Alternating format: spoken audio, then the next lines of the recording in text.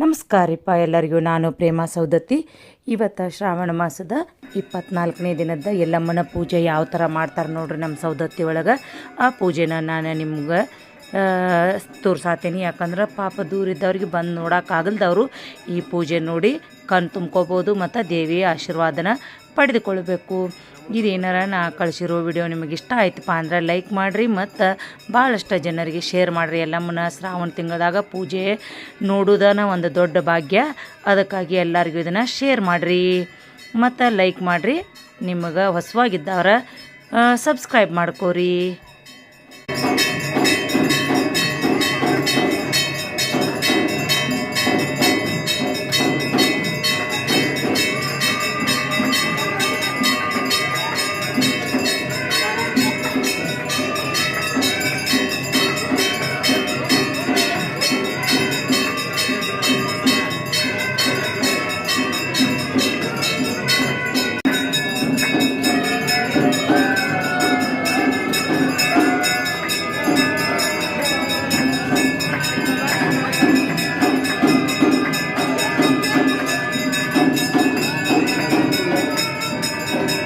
ನಮ್ಮನ್ನು ಬಂದು ಮಾಡ್ತೀನಿ ನಾನು ತಂದಿರುತ್ತೆ.